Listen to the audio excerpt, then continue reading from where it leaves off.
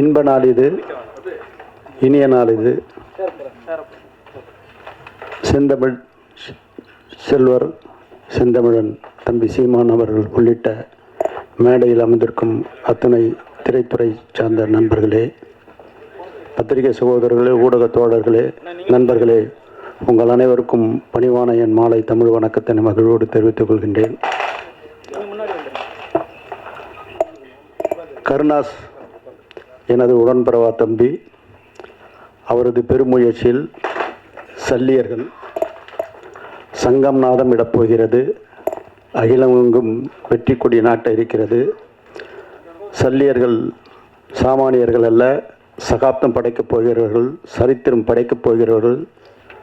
ஆம், அங்கிங்கெனாதபடி எங்கும் வெற்றி கொடி நாட்டிட இறைவனை இறைஞ்சி விடைபெறுகிறேன். நன்றி, வணக்கம். எல்லாத்துக்கும் வணக்கம். நான் தமிழ் கொஞ்சம் கொஞ்சம் தான் பேச முடியும். நான் தெலுங்கு இருந்தாலும் கூட நான் தமிழில் தான் பேசுகிறதுக்கு எதுக்குன்னா அண்ணா இங்கே உட்காருங்கல்ல, எனக்கு பயமாக இருக்குது தமிழ் பேசல அண்ணா. இல்லைண்ணா, நான் செகண்ட் மூவி ப்ரொடியூஸ் பண்ணேன். அண்ணா கருணாஸ் அண்ணா மெயின் ரோல். போகும் இடு தூரம் இல்லை. முதல் படம் விசித்திரன் ஆர்கே சுரேஷ் கூட பண்ணது. செகண்ட் மூவி அண்ணா கூட சேர்த்து விமல் அண்ணா சேர்த்து அது வரப்போகிறது. நெக்ஸ்ட் இயர் பிப்ரவரி மாதத்தில் வரப்போகிறது. இது என்னன்னா, படம் is not a easy job to make it. எல்லோரும் உங்களுக்கு தெரிஞ்ச விஷயந்தான். நீங்கள் என்ன எழுதுறீங்களோ அது கொஞ்சம் பார்த்து ஒரு 1 or 2 டைம்ஸ் திங்க் பண்ணிட்டு எழுதிட்டாங்கன்னா, இங்கே வேலை பண்ணுற ஆளுங்க இருக்காங்கல்ல, அவங்க ரொம்ப ஹார்ட் ஒர்க்காக பண்ணிட்டு தான் பண்ணுறாங்க. நிறைய பேர் தூக்காத கூட பண்ணிகிட்டே இருக்காங்க. நிறைய பேர் சாப்பாடு இல்லாத டைமில் கூட சாப்பாடு கூட ஒரு நாளுக்கு ஒரு தடவை தான் சாப்பிட்டு வேலை பண்ண ஆளுங்க கூட நான் பார்த்த படத்தில். இவ்வளோ ஹார்ட் ஒர்க் பண்ணும்போது அவங்களுக்கு எல்லாத்துக்கு நீங்கள் தான் என்கரேஜ்மெண்ட் கொடுக்கணும். ஸோ இது எப்படின்னா எழுதுங்க, பட் படம் பற்றி எதுனால் கொஞ்சம் பாசிட்டிவாக இருந்துச்சுன்னா அப்போ தான் தியேட்டர்ஸ் எல்லாம் நல்லா போகும். இப்போ எல்லாம் தியேட்டர்ஸ் மேலே தான் நம்மளுக்கு எல்லாம் நம்பிக்கை இருக்குது. பட் நீங்கள் எல்லாம் நல்லா எழுதிட்டுவீங்கன்னு சொல்லிட்டு எனக்கு நம்பிக்கை இருக்குது. Thank you very much for giving this opportunity. Thank you. கருணாசன மற்றும் இந்த படத்துக்கு விழாவிற்கு வந்திருக்கிற அனைவருக்கும் பத்திரிகை நண்பர்களுக்கும் வணக்கம். 2 நாளைக்கு முன்னாடி தான் இந்த படம் பார்த்தேன், சல்லியர்கள். நான் அண்ணன் கூப்பிட்டார் ஃபங்க்ஷனுக்கு. ஆனால் எனக்கு எதுவுமே தெரியாது, படம் பார்க்கலாமான்னு கேட்டேன். இமீடியட்டாக படம் காமிச்சாங்க. உண்மையே சொல்கிறேன், உணர்வுபூர்வமான ஒரு அற்புதமான படைப்பு தான் அந்த சல்லியர்கள். இந்த படத்தில் நந்தினின்னு ஒரு கேரக்டர் நடிச்சிருக்காங்க. ரியலாகவே ஒரு அவங்களுக்கு எவ்வளோ நாள் ட்ரைனிங் கொடுத்தாங்கன்னு தெரியாது. அற்புதமாக அந்த பொண்ணு பேலன்ஸ் பண்ணியிருக்காங்க. ஸோ அதனால் இந்த படத்தில் ஒவ்வொருத்தரும் நடிச்சிருக்க பார்க்கும்போது ரொம்ப சூப்பராக இருந்துச்சு. இந்த கேஸ்டிங் சூப்பராக இருந்துச்சு. நந்தினி கேரக்டர் மட்டும் இல்லை, மற்ற எல்லா கேரக்டருமே அந்த டைரக்டர் கரெக்டாக கிட்டு சூப்பராக வேலை வாங்கியிருக்காரு. அது மட்டும் இல்லாமல் இது உணர்வுபூர்வமான ஒரு படமாக இருக்குது. இது ஒரு மண்ணை சார்ந்த உணர்வுபூர்வமான ஒரு படம். இதை படமாக சொல்கிறத விட நாவல் டைப்பில் இருந்துச்சு. அது ஒரு நாவலில் பார்த்தீங்கன்னா உங்களுக்கு எப்படி வேணாலும் நீங்கள் எழுதிட்டு போயிடலாம். ஆனால் நாவலுக்குள்ளேயும் ஒரு விசுவலேஷன் பண்ணுறது ரொம்ப கஷ்டம் நாவலை. அந்த ஒரு உணர்வு தான் அந்த செல்லியில் எனக்கு கொடுத்துருச்சு படம் பார்க்கும்போது. எனக்கு ரொம்ப அந்த படத்தில் பிடிச்ச விஷயம் கேமரா ஒர்க் ஆகட்டும், அப்புறம் மற்ற காஸ்டிங் ஒர்க் ஆகட்டும். அதில் போர்க்காட்சிகள் பக்கா ட்ரைனிங் கொடுத்து பண்ணது மாதிரி இருந்துச்சுங்க. ட்ரைனிங் கொடுத்துருப்பாங்கன்னு நினைக்கிறேன். அவ்வளோ கிளியராக இருந்துச்சு இந்த படம். ஸோ இந்த படத்தை நம்பி எடுத்த டீமுக்கும் கருணாசன் மற்றும் கிட்டு அந்த தயாரிப்பாளர், இந்த படத்தோட மியூசிக் டைரக்டர்ஸ் அனைவருக்கும் இந்த படம் ஒரு நல்ல ஒரு மைல் ஸ்டோனாக இருக்கும்னு வாழ்த்தி விடைபெற. நன்றி, வணக்கங்கள். அனைவருக்கும் என்னோட மாலை வணக்கம். மேடையில் இருந்திருக்கும் திரு சீமான் அவர்களும் மற்றும் மேடையில் இருந்திருக்கும் எல்லாருக்கும் என்னோட பணிவான வணக்கங்கள். இந்த படம் நான் பார்த்தேன். நிச்சயமாக மேடை பேச்சுக்காக சொல்ல, நல்ல முயற்சி. அவர் கிட்டோட படம் அந்த மேதகுவும் பார்த்தேன், ரொம்ப தரமாக பண்ணியிருந்தார். இந்த படம் நிச்சயமாக, ஏன்னா இதில் என்ன நம்ம தமிழில் தான் பேசுகிறாங்க, அந்த இலங்கை தமிழில் பேசுறதுனால நிச்சயமாக இந்த படம் ஒரு நல்ல ரீச் ஆகும்னு நினைக்கிறேன். மேதகு கூட ஒரு நல்லா போச்சு. ஓடிடிலேயே பெரிய லெவலில் ஹிட்டான படம் மேதகு. அதுக்கு அடுத்து இந்த படம் முயற்சி எடுத்திருக்காரு. படம் நல்ல தரமான படம். நான் மேடைக்காக சொல்ல, நிச்சயமாக இந்த படம் ஓடுங்கிற நம்பிக்கை இருக்குது. ஏன்னா இன்னொரு இது என்ன, ஒரு இலங்கை படம் அப்படின்னு பார்க்காம ஒரு நல்ல ஒரு லவ் சப்ஜெக்டு. இப்போ ஒரு படங்கள் இப்போ கன்னத்தில் முத்தமிட்டால் எடுத்து பார்த்தா கூட அந்த லவ் எபிசோடு தான் படத்தை நிற்க வச்சுன்னு சொல்லலாம். அது மாதிரி இந்த படத்துலேயும் லவ் எபிசோடு ரொம்ப டிஃப்ரெண்ட்டாக பண்ணியிருக்காங்க. அப்புறம் நம்ம கருணாஸை பற்றியும் கிரேஸை பற்றியும் சொன்னால் எல்லாருக்கும் தெரிஞ்ச மேட்ரு தான். அவங்களுக்கு எவ்வளோ மியூசிக்கில் நாலேஜ் இருக்குது, எவ்வளோங்கிறது எல்லாருக்கும் தெரிஞ்ச உண்மை. அவரோட பையன் கென்னு வந்து உண்மையிலேயே ரொம்ப மெச்சூர்டாக இருக்குது மியூசிக் வந்து. இங்கே கென்னு வரலையா? நிச்சயமாக நல்ல ஒரு எதிர்காலம் இருக்குதுன்னு நினைக்கிறேன். கென்னுக்கு ரொம்ப அருமையாக அற்புதமாக மியூசிக் பண்ணியிருக்காரு. மற்றும் இந்த படத்தில் வேலை பார்த்துறவங்க தான் போட்டு சொன்னாங்களே 30 பேர் தான் வேலை பார்த்தாங்க. படத்தில் எதுவுமே தெரியல. நல்ல தரமான படமாக நல்லா எடுத்திருக்காங்க. நிச்சயமாக அந்த படம் வெற்றி பெறணும். வெற்றி விழாவுக்கு நானும் வந்து கலந்துப்பேன்.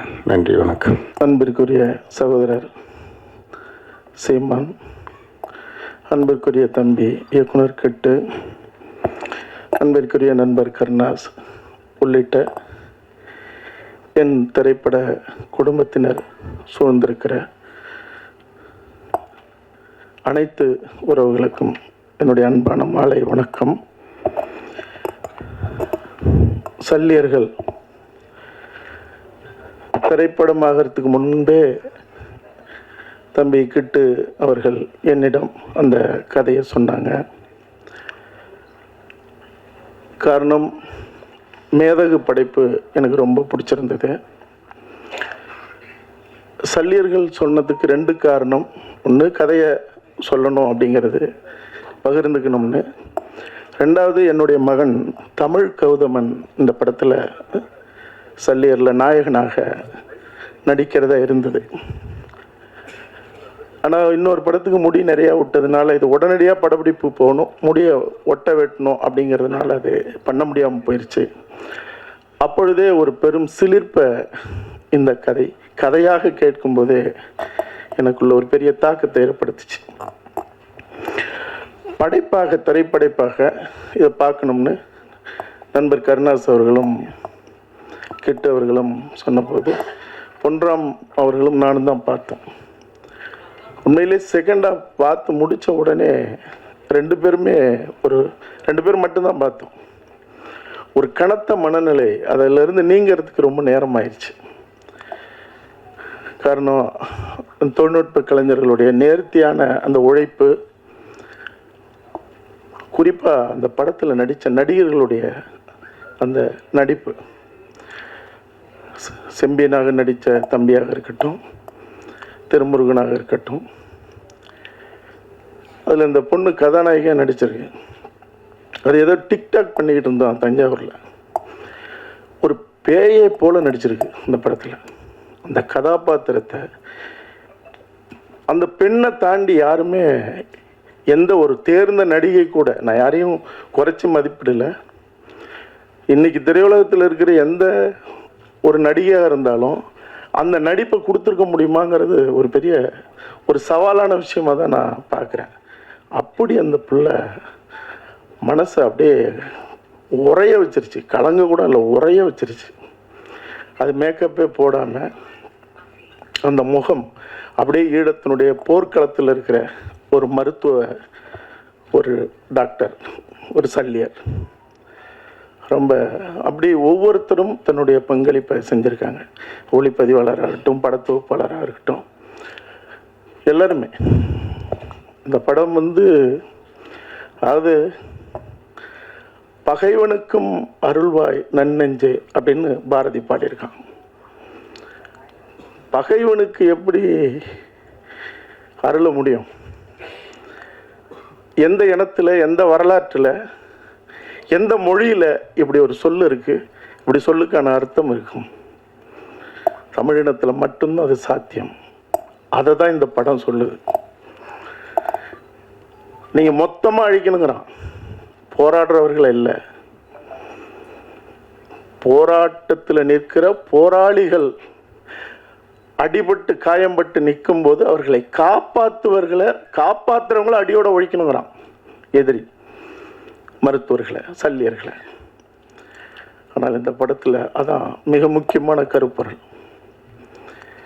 எவனை காப்பாற்றுறவனை அழிக்கிறான், காப்பாற்றுறவன் கடவுளுக்கு சமமானவன், அந்த கடவுளே அழிக்கிறான் எதிரி, சிங்களவன்.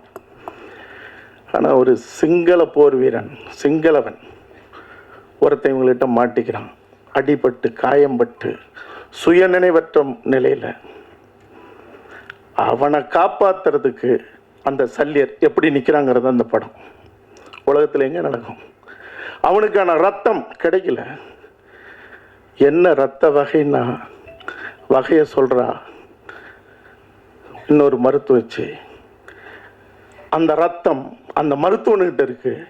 தன்னுடைய ரத்தத்தை எடுத்து சுத்திகரிப்பு பண்ணி எதிரியை காப்பாற்றுறான். உலகத்தில் எங்கேயாவது நடக்குமா? தமிழினத்தில் மட்டும்தான் நடக்கும். அது யாரால? என்னுடைய தாய்க்கும் தாய் மொழிக்கும் சமமான எங்களுடைய தமிழீழ தேசிய தலைவன் மேதகு பிரபாகரன் வளர்ப்புல மட்டும்தான் நடக்கும்னு சொல்றதா இந்த படத்தினுடைய அறம் சார்ந்த அந்த உன்னதம். பேசா பொருளை பேசுவதுதான் படைப்புக்கு பேரழகு. அதை இந்த படைப்பு பேசுது. அடுத்த கட்டத்துக்கு எடுத்துட்டு போக முடியலங்கிற நிலையில அது கருணாஸ் கையில் வந்து விழுது. கருணாஸ் நான் இருக்கேன் அப்படின்னு அதை தாங்கி இந்த குழு எடுத்து முடிச்சு இன்னைக்கு கொண்டு வந்து நிற்குது.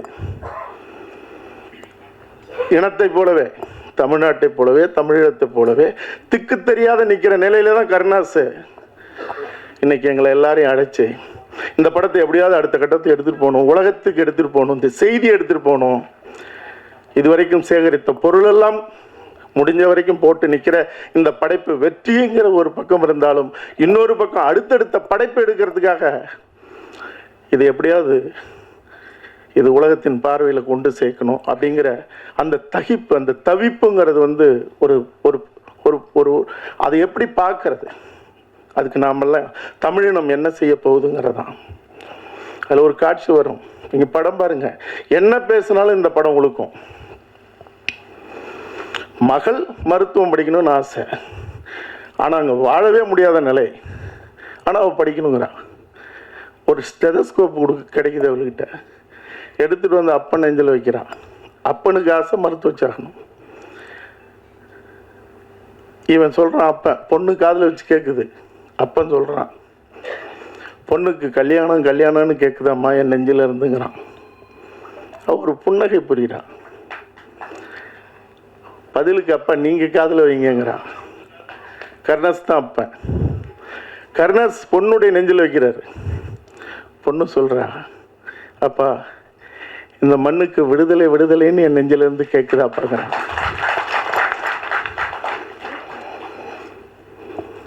படைப்பும் வாழ்க்கையும் வீரமும் அறமும் செழித்த இந்த இனம் திக்கு தெரியாமல் நின்றுட்டு இருக்கு. ஒரே ஒரு நிகழ்வு மட்டும் சொல்லி நான் விடை பண்ணணும்னு நினைக்கிறேன். அதாவது உலகத்தினுடைய பல நாடுகளுக்கு போராளிகளாலேயும் அல்லது எங்கள் தமிழீழ உறவுகளாலேயும் அழைக்கப்பட்டு போராட்ட காலத்துக்கு மட்டும் இல்லை, ஐநா சபையில் 3 முறை நான் பேசினது, என் படைப்பு ஆவணப்படம் அங்கே திரையிடப்பட்டது. இப்படி ஓடுன அந்த காலகட்டங்கள்லாம்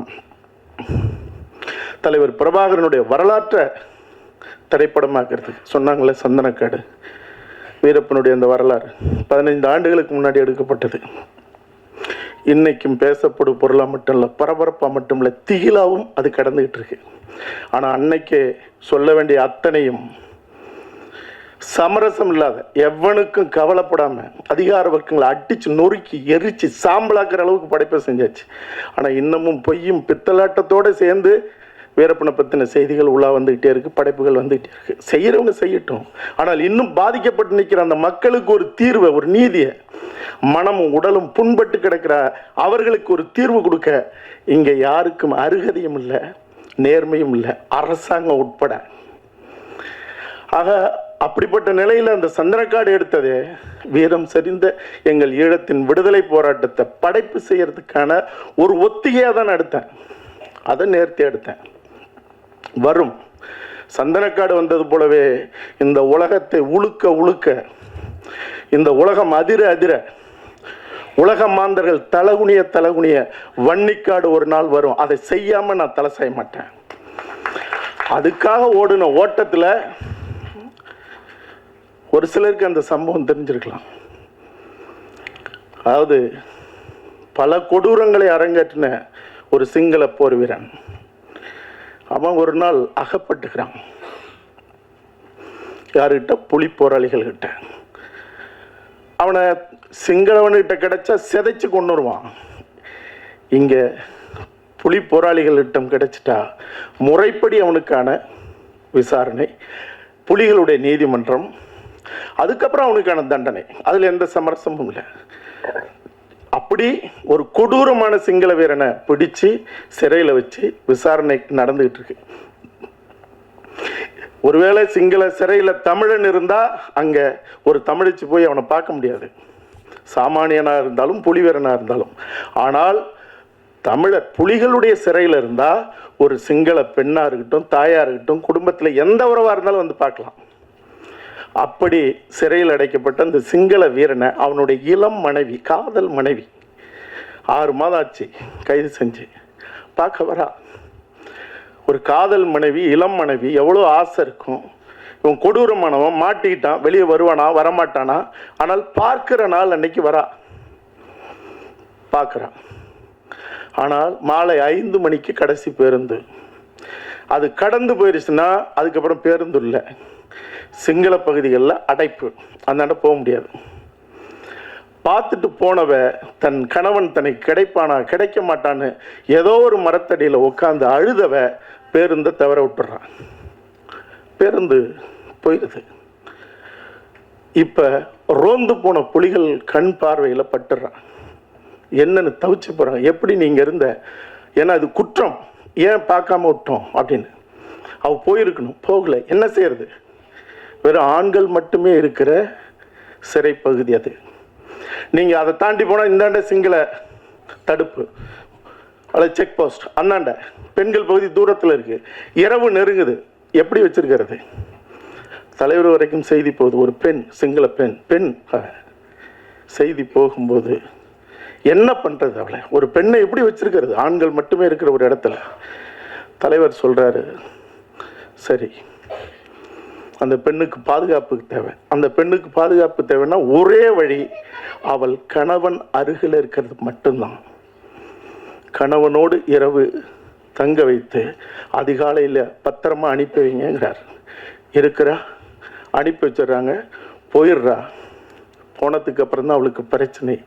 தன்னுடைய சொந்த மாமனார், மாமியார், பெற்றவர்கள், சுற்றம், உறவு அத்தனையும் ஒரு 3 மாதத்தில் அவளை சொல்ல முடியாத அளவுக்கு துன்பத்துக்கு ஆளாக்குது. அவள் கர்ப்பிணியாக இருக்கா. எல்லா உறவுகளும், அவளுடைய இரத்த உறவுகள், சிங்கள உறவுகள் எல்லாருமா சேர்ந்து கருவை கலைக்க சொல்கிறாங்க, களங்கம் உண்டாக்குறாங்க. எங்கேயோ போய் நீ வந்து தப்பு செஞ்சுட்டு வந்திருக்க, என் பிள்ளைக்கு துரோகம் பண்ணியிருக்க, நீ வாழ தகுதியற்றவ. ஆனால் அவளுக்கு மட்டும்தான் தெரியும். இப்போ எவ்வளோ சொல்கிறா, யாரை நம்ப சொல்கிற? எந்த அரசாங்கம், எந்த இனத்தில் இது நடக்கும்? யார் உன்னை தங்க வச்சிருப்பா? நாங்கள் நம்ப மாட்டோன்றாங்க. அவள் அடிச்சுக்கிறா, அழுவுறா. ஒன்று அவள் சாகணும், ஆனால் அவள் சாக விரும்பல. தன் பிள்ளையை அழிக்கணும், அழிக்க விரும்பல. காரணம், ஒருவேளை அவன் போனாலும் கூட அந்த பிள்ளைய வளர்த்து தன் கணவனாக அல்லது தன்னுடைய நம்பிக்கையாக அல்லது அவனுக்காக மீதம் இருக்கிற வாழ்க்கையை வாழணும்னு அவ கங்கணம் கட்டுறான். ஒரு முடிவோட வரா, எழுதி அனுப்புறா, மனுவை கொடுக்குறா, நேரடியாக கொடுக்குறா போராளிகள்கிட்ட. இப்படி நான் தங்கும்போது இப்படி ஆச்சு, இப்போ என்னை களங்கப்படுத்துறாங்க, நான் என்ன செய்யறதுன்னு கேட்குறேன். சட்டம், புலிகள் சட்டம், நீதிமன்றம் என்ன சொல்லும்? அவன் கொடூரமான குற்றவாளி. சட்டம் நிராகரிக்குது. தீர்ப்பு நாள் வயிறு சரிஞ்சு வந்து உட்கார்ந்துருக்கா கலக்கத்தோட அந்த சிங்கள பெண். தீர்ப்பு வருது, அதிகபட்சமான உச்சபட்சமான தண்டனை. கதறி அழுவுறா. 5 மணி நெருங்க போகுது, பேருந்து போயிடணும். இப்போ கவனமாக இருக்காங்க, தங்கிட்டா சிக்கல். சொல்கிறாங்க, எந்திரிச்சு போமா, புறப்படு, பேருந்து நிற்குது. இனிமே எதிர்காலமே இல்லை, பிள்ளைக்கும் இல்லை, அவளுக்கும் இல்லை. தன் வாழ்க்கை அப்படியே நடந்து போகிறா, தளர்ந்து போகிறா. அப்படி போயிட்டு இருக்கும்போது பேருந்து நெருங்குறா. ஒரு புலி, பெண் போராளி புலியினுடைய குரல் கேட்குது. அவள் பெயரை சொல்லி நில்லுன்னு கத்துறாங்க. அவன் நின்று திரும்பி பார்க்குறான், இனிமே என்னன்னு. ஓடி வந்த பெண் போராளி, புலி போராளி சொல்றா, உன் கணவனுக்கு கொடுக்கப்பட்ட மரண தண்டனை செய்தி எங்கள் தலைவருக்கு தெரிவிக்கப்பட்டது. ஒரு தமிழ் பெண்ணாக இருந்தாலோ அல்லது சிங்கள பெண்ணாக இருந்தாலோ பெண் என்பவள் பெண்தான். அவள் எந்த பெண்ணாக இருந்தாலும் அவளுடைய கற்போ அவளோ கலங்கப்பட்டுடக்கூடாது.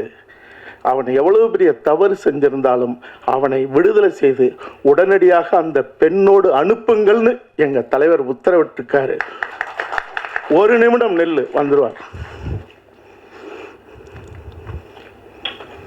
அவளுக்கு நம்புறதா நம்ப முடியாதுன்னு தெரியல. தளர்ச்சியாகி அப்படி நிற்கிறா. உண்மைதான். நான் கொஞ்ச நேரத்தில் அவனை கூட்டிகிட்டு வராங்க மரியாதையோட. அவன் வந்து பக்கத்தில் நிற்கிறான். அந்த பெண் போராளியை பார்த்து அவன் கேட்குறான், உங்கள் தலைவர் இருக்கிற திசை எதுங்கிறான். கையை காட்டுறாங்க. பார்க்குறா. இங்கே இருக்கிற பெண்ணுக்கு மட்டும் இல்லை, எங்களை போன்ற சிங்கள பெண்களுக்கும் உங்கள் தலைவர் அண்ணன் தான். என் அண்ணன் இருக்கிற திசையை பார்த்து நான் வணங்கிக்கிறேன்னு அந்த சரிந்த வயிறோடு கீழே படுத்து விழுந்து வணங்கி கும்பிட்டுருக்கா. இப்ப சொல்லுங்க, உலகத்துல எந்த இனத்திலேயாவது, எந்த மொழியிலேயாவது, எந்த வரலாற்றிலேயாவது இந்த உலகம் தோன்றின காலத்திலிருந்து இப்படி ஒரு நிகழ்வு நடந்திருக்குமா? அதாவது தமிழ் போராளிகள் புலிகள் கிடைத்தால் அவனை கொன்று அவனுடைய இதை சொல்லித்தான் ஆகணும், அவனுடைய ஆணுறுப்பை அறுத்து அந்த புனிதமான அந்த போராளியினுடைய வாயில் திணித்து அனுப்புன எத்தனையோ நிகழ்வுகள், சிங்கள அட்டுழியங்கள் நடந்திருக்கு. இது உலகம் முழுக்க வாழ்கிற எங்களுடைய தமிழினத்துக்கு மட்டும், தமிழினத்தின் இளைய தலைமுறைக்கு மட்டும் சொல்லலை.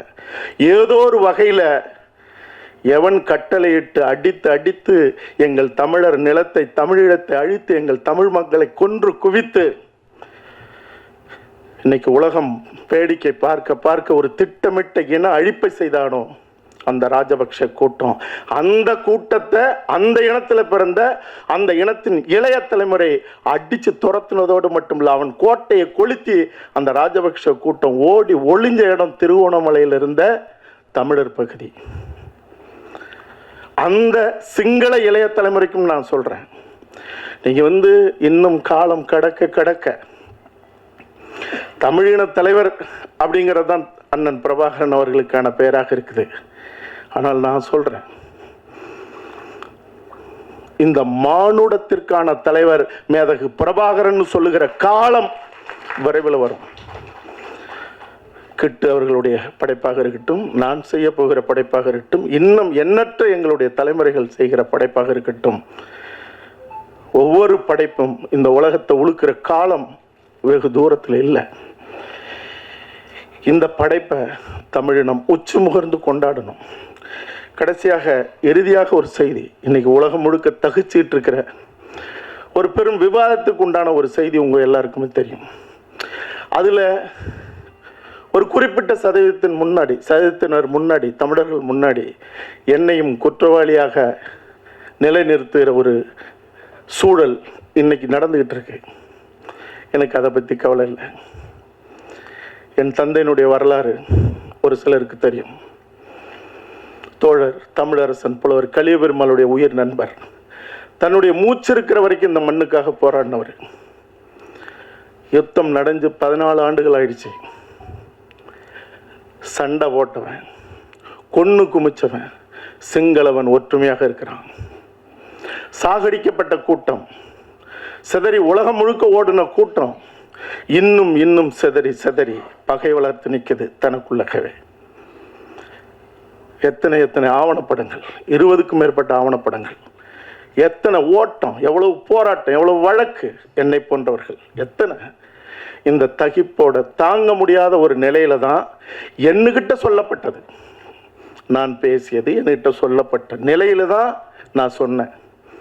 துவராக அவர்கள் 27ஆம் தேதி மாவீரர் தின உரை நிகழ்த்துகிறார்னு சொன்னேன். 27ஆம் தேதி நடந்தது. அது உயர் தொழில்நுட்பம்னாங்க, இல்லைன்ட்டாங்க. அது போன்ற ஒரு பெண் சுவிஸில் இருக்குன்னாங்க, நெருங்கிட்டு வந்தாங்க, நெருங்கலை. இப்போவும் நான் சொல்கிறேன், யாருக்கும் நான் வக்காலத்து வாங்க மாட்டேன். திரும்ப அவங்க வரப்போகிறாங்க, வந்தே தீருவாங்க. வரும்போது அவங்க பின்னாடி நில்லுங்க. வந்தால் நின்று தான் ஆகணும். வரும்போது வலிமைப்படுத்த வேண்டியது தமிழர்களுடைய கடமை. வரவில்லை என்றால், வரும் என்று சொன்ன கூட்டம் யாராக இருந்தாலும் போலியான கூட்டம். அவர்கள் தமிழ் இனத்தால் புறந்தள்ளப்படணும். நானாக இருந்தாலும். நான் சொன்னதுக்கு காரணம் என்னன்னா, அடிபட்டம் ஒன்றா இருக்கான், அடிபட்டு சிதஞ்சவன் சிதறிட்டே இருக்கான். ஏதாவது ஒன்று தெரியணும். வர்றவங்க உண்மையா திரையில தோன்றவங்க திரையில வந்தே ஆகணும். வரலையா 6 மாசத்திற்கு பிறகு நானே வந்து அறிவிப்பேன். எதிர்த்து நிற்க வேண்டிய சூழல் இருந்தால் எவராக இருந்தாலும் எதிர்த்து நிற்பேன். நான் மட்டும் இல்லை, தமிழனா பிறந்த எவனா இருந்தாலும் எதிர்த்து நிற்கணும். பொய்யை உண்மையாக்குகிற ஒரு சூழலை ஒருபோதும் தமிழினம் இனிமே அனுமதிக்க கூடாது. அதனால திரும்பவும் சொல்றேன், உலக தமிழர்கள்ட்ட சொல்றேன், அதாவது எல்லா இடத்துலையும் சத்தியம் இருக்கு, உண்மை இருக்கு. வைரமுத்தவர்கள் கூட சொன்னார், சத்தியம் பேசுகிற இந்த படைப்பு, சத்தியமும் உண்மையும் உலகத்தில் எல்லா இடத்துலையும் இருக்கு. ஆனா அறம் தமிழர்கள்ட்ட மட்டும்தான் இருக்கு. அந்த அறம் வென்றே ஆகணும். அதற்கு உண்மையாக இருப்பவர்கள் யாராக இருந்தாலும் அவர்களை கொண்டாடணும். நான் சொல்லிட்டேங்கிறதுக்காக நான் தாங்கி பிடிச்சிட்டுலாம் நிற்க மாட்டேன். வரவில்லை என்றால், வரக்கூடிய சூழல் இல்லை என்றால், அல்லது வரவே வராது என்றாலும் கூட என் இனத்தின் இளைய தலைமுறைக்கு, என் இனத்திற்கு உண்மையை சொல்ல வேண்டிய கட்டாயம் எனக்கு இருக்கு. 6 மாதம் கழிச்சு எந்த உண்மையாக இருந்தாலும், அல்லது அதற்குள்ளாக தேவைனாலும் நான் சொல்லுவேன். யாராக இருந்தாலும் உண்மையாக நிற்போங்கிறது தான். உண்மையாக உறுதியாக நின்று இந்த இனத்தினுடைய வெற்றிக்கு தலைநிமிருக்கு. தமிழ் இனத்தினுடைய இறையாண்மையை மீட்க 1000 அர்த்தங்கள் இருக்கு இறையாண்மைங்கிற சொல்லுக்கு. உலகத்துக்கே வழிகாட்டின இனம் வழி சுமந்து வழி தெரியாத நிற்கிற நிலையில தான் இன்னைக்கு இந்த போராட்ட களங்கள்லாம், சல்லியர்கள் போன்ற படைப்புகள்லாம் இன்னும் இன்னும் செய்ய போகிற, அது போராட்ட களமாக இருந்தாலும் திரைக்களங்களாக இருந்தாலும் நாம் செய்யணுங்கிறது மட்டும் இல்லை, ஒன்றாக நிற்கணும், உறுதியாக நிற்கணும்னு உரிமையோடு கேட்டுக்கிட்டு, சல்லியர்கள் வெற்றியை தமிழர்கள் அனைவரும் உறுதி செய்ய வேண்டும் என்று கேட்டுக்கொண்டு விடைபெறுகிறேன். நன்றி, வணக்கம். எல்லோருக்கும் வணக்கம். நிறைய படம் நடித்தாலும் இந்த படம் எனக்கு ரொம்ப மனதுக்கு ரொம்ப நிறைவான படம். தம்பி கிட்டுவோட ஆரம்பத்தில் இருக்கிற அவன் குறும்படத்தில் நான் தான் நடித்தேன். அப்புறம் அந்த மேதகுல நான் நடிக்க முடியல. ஆனால் கிட்டு வந்து ஒரு பெரிய படைப்பாளியாகவும், அவன் தமிழ் சமூகத்துக்கு ரொம்ப முக்கியமான ஆள். அவனை எப்படியாவது தமிழ் திரையுள்ள கொண்டு வரணுங்கிறது எனக்கு என்னோட பெரிய விருப்பம். அதுக்காக அப்படி செஞ்சோம். மேதகு பெரிய வெற்றி பெற்றது. சல்லியர்கள் வந்து அதோட பெருசாக வெற்றி பெறும். சல்லியர்கள் வந்து ஒரு யுத்த களத்தில் நடக்கிற ஒரு படம். ஆனால் அது பார்வையாளனுக்கு வந்து ஒரு ஹீரோ வில்லன் படம் தான். ஒரு பக்கா என்டர்டெயின்மெண்ட் படம். நல்ல காதல் இருக்குது. ஒரு அரக்க கூட்டத்துக்கும் ஒரு அறத்தோடு நிற்கிற கூட்டத்துக்கும் இடையில் நடக்கிற யுத்தத்தில் நடக்கிறதான் கதை. நீங்கள் வெகுஜன ரசிகராக இருந்தால் உங்களுக்கு 100% இந்த படம் பிடிக்கும். நீங்கள் தமிழ் உணர்வாளர்களாக இருந்தால் 1000 முறை உங்களுக்கு பிடிக்கும். அவ்வளோ சிறந்த படைப்பு. அந்த படத்தை நான் நடிச்சிருக்கிறேன், தம்பிகள் நடிச்சிருக்காங்க, எல்லாம் நல்லா பண்ணியிருக்காங்க. இந்த படைப்பை ஒரு பெரிய படைப்பாக கொண்டாந்து சேர்க்கறதுக்கு மிக முக்கியமான காரணம் வந்து கருணாசனம் தான். இந்த திரையுலகில் அவர் ஆரம்ப காலகட்டத்திலிருந்து நிறையா முயற்சிகள் எடுத்திருக்கிறாரு. அவர் நிறையா வெற்றிகளையும் தோல்விகளையும் மாற்றி மாற்றி பார்த்தவர். ஆனால் இந்த படத்துக்கு தோள் கொடுத்து நிற்கிறது அவரோட இன உணர்வையும் காட்டுது. இந்த படம் நிச்சயமாக அவருக்கு ஒரு பெரிய வெற்றி படமாக இருக்கும்னு நான் நம்புகிறேன். இந்த படத்துக்கு மேடையில் இருக்கிற எல்லாரும் என்னோட நிறையா பல காலகட்டங்களில் நான் பயணிச்சிருக்கிறேன். அதில் எங்கள் அண்ணன் சீமானன் வந்து இந்த விழாவில் இருக்கிற மேடையில் நானும் இருக்கிறத வந்து ரொம்ப பெருமையாக கதறுதுறேன். இன்றைக்கி எனக்கு பிறந்த நாளும் கூட. இந்த படத்துக்கு கிடைக்கிற வாழ்த்தை நான் எனக்கு கிடைக்கிற வாழ்த்தாவே நினைக்கிறேன். ஏன்னா உண்மையிலேயே நிறைவான படம். இந்த படத்தில் உலகத் தமிழர்கள் எல்லாரும் ஒன்று கூடி இந்த மாதிரி படைப்புகளை நீங்கள் வெற்றி பெற வச்சிங்கன்னா, ஏன் நம்ம ஊரில் ஒரு இன்னசென்ட் வாய்ஸ் இல்லை, ஏன் நம்ம ஊரில் ஒரு ஹோட்டல் ரவாண்டா இல்லை, அப்படின்னு நல்ல உலக படங்கள் பார்க்குற, யுத்த காலத்தில் நடந்த படங்களை பார்க்குற எல்லாருக்கும் ஒரு ஏக்கம் இருக்கும். அந்த படத்தை முதலாக ஈழத்தமிழ் பிரச்சனையை கையாண்ட படங்களில் இந்த படம் தான் இதுவரைக்குமான வந்த படங்களில் ஆகச்சிறந்த படமாக இருக்கும். இதை நான் அதிகபட்ச இதில் உணர்ச்சி வசப்பட்டு அப்படியெல்லாம் நான் நடித்த படம்னு சொல்லலை, நான் ஒரு ரசிகனாக சொல்கிறேன். இந்த படம் அந்த தரத்தில் இருக்குது. நன்றி, வணக்கம். தாய் தமிழக உறவுகளுக்கும் உலகத்தமிழ் உறவுகள் அனைவருக்கும் வணக்கம். மற்றும் இந்த அவையில் வீட்டிற்கும் அண்ணன் செந்தமிழன் சீமான் அவர்களுக்கும், தம்பி கிட்டு, கருணாசனன் அனைவருக்கும் மற்றும் அனைத்து பெருங்கலைஞர்களுக்கும் நன்றி. 2009ஆம் ஆண்டுக்கு பிறகு தமிழ் திரைப்படங்கள் எப்படி இருக்க வேண்டும் என்ற ஒரு சூழ்நிலையில் 2008ஆம் ஆண்டு எங்கள் சூரியன் அடுத்த தலைமுறையிடம் இந்த போராட்டத்தை ஒப்படைக்கிறேன் என்று சொல்லியிருந்தார். அந்த வகையில் அகிம்சை வழியில் போராடிய இனம் ஆயுதமேந்தி போராடியது. இன்று நாங்கள் அறிவாயுதம் ஏந்தி போராட வேண்டிய ஒரு சூழ்நிலையில் இருக்கின்றோம்.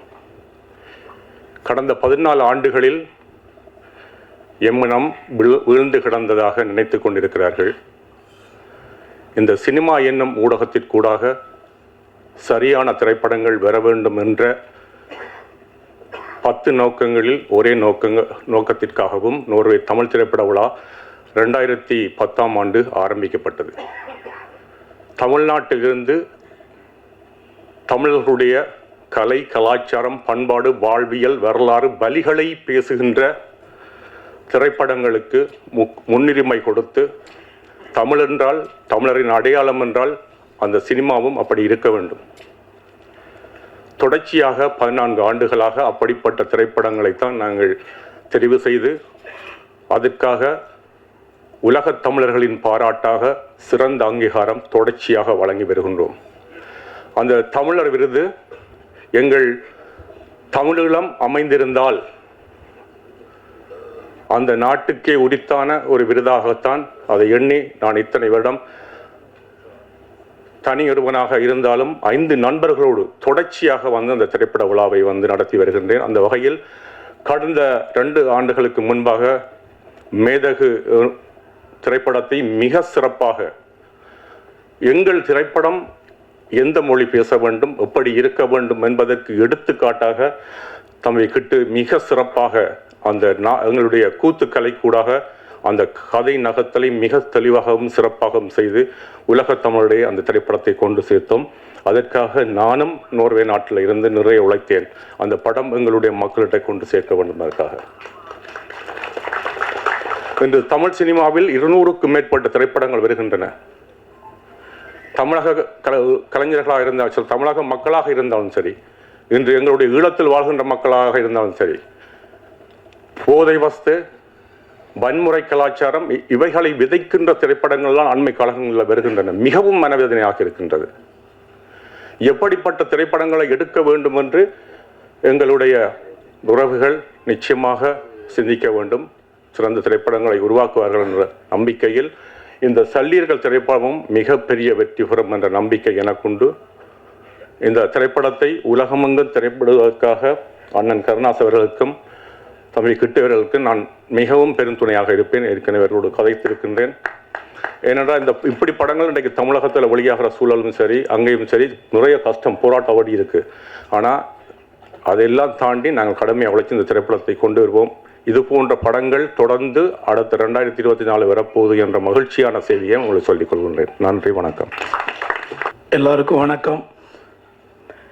இந்த சல்லியர்கள் திரைப்படத்தினுடைய இந்த அறிமுக விழா கூட்டம் ஏற்கனவே இதே அரங்கத்தில் ஒரு 6 மாதங்களுக்கு முன்பாக இசை வெளியீட்டு விழா நடத்தினோம்.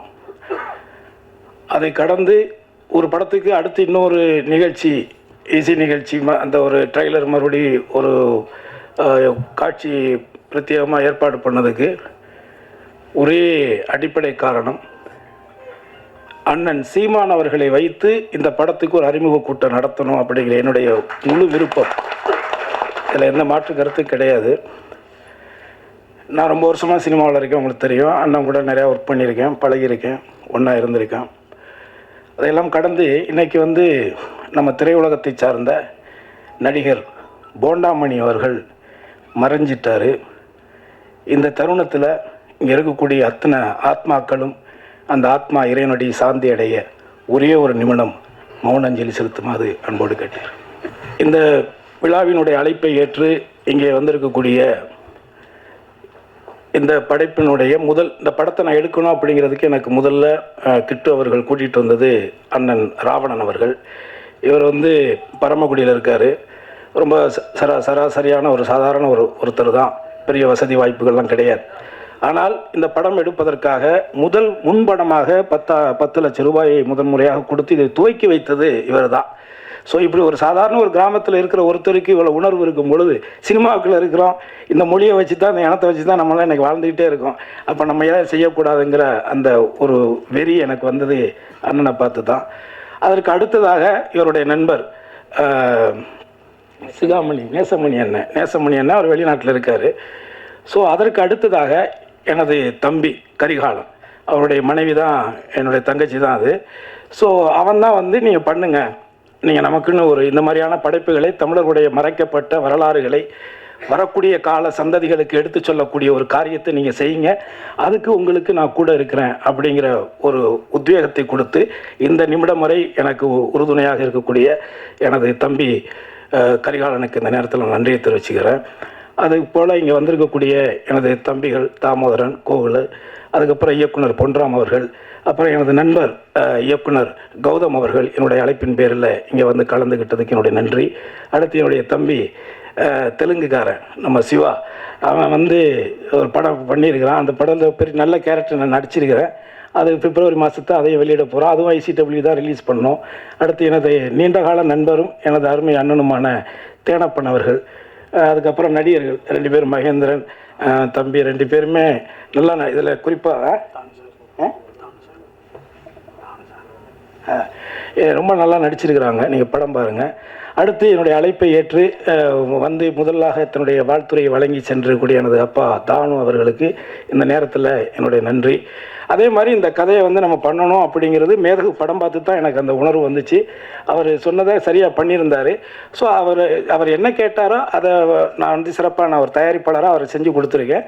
அவரும் நேர்மையாக உண்மையாக இந்த படத்துக்கு உழைச்சிருக்காரு, ஒர்க் பண்ணியிருக்காரு. அதில் இந்த படத்தில் நடிச்சிருக்கிற நடிகர்கள் எல்லாருமே அந்த கதாபாத்திர தேர்வெல்லாம் ரொம்ப அற்புதமாக பண்ணியிருக்காரு இயக்குனர். நீங்கள் நிச்சயமாக உங்களுக்கு ஒரு பிரத்யேகமான காட்சி நம்ம போட்டு காட்டுவோம். பிப்ரவரி மாதம் இந்த படத்தை நம்ம வெளிக்கொண்டு வரோம். என்னுடைய ஆசை தமிழ் சினிமாவில் ஒரு பிரச்சனைக்குரிய ஒரு விஷயத்தை, குறிப்பாக இலங்கையில் நடந்த ஒரு இன அழிப்பை ஒரு வரலாற்று பதிவாக பண்ணணும்னு சொல்லி எடுத்து முதன்முறையாக நமது தணிக்கை அதிகாரிகளிடத்தில் சர்டிஃபிகேட் வாங்கின முதல் படம் எனக்கு தெரிஞ்சு இதாக தான் இருக்கும்னு நினைக்கிறேன். இதை எடுத்ததுக்கு காரணம் என்ன? அதை எடுத்ததுக்கு காரணம் என்னென்னா, இதை உண்மையே நான் ஒன்று சொல்லணும். என்னுடைய மகன் தான் இந்த படத்துக்கு மியூசிக் பண்ணான். ஆனால் என் பையன் என்கிட்ட கேட்ட கேள்வி என்ன தெரியுமா? இவ்வளோ ட்ரையாக, இவ்வளோ சீரியஸாக, இவ்வளோ ஒரு மாதிரியான ஒரு படத்தை எதுக்கு டேடி நீங்கள் கஷ்டப்படுற நேரத்தில் காசு செலவு பண்ணி எடுக்கிறீங்க அப்படின்னு என்கிட்ட கேட்டான்.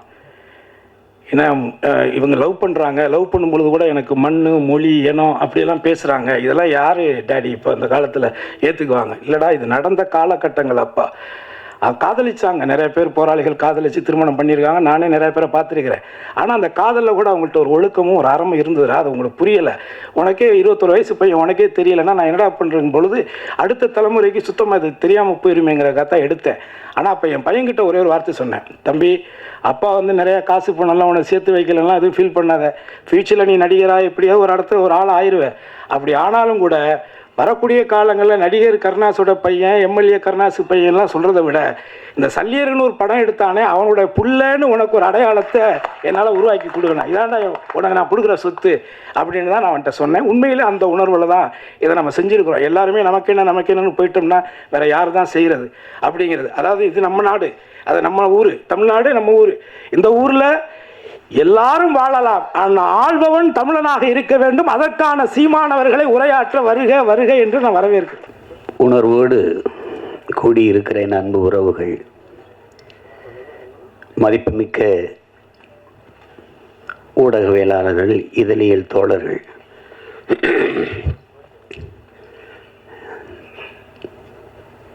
திரைப்படைப்பாளர்கள், கலைஞர்கள், தயாரிப்பாளர்கள், அனைவருக்கும் என்னுடைய அன்பும் வணக்கமும்.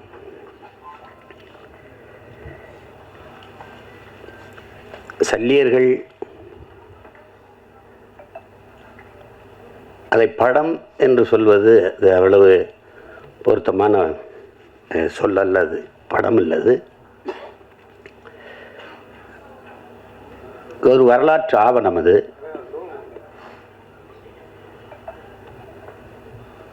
இங்கே பேசிய தம்பி கௌதமன் உட்பட எல்லாருமே குறிப்பிட்டார்கள்.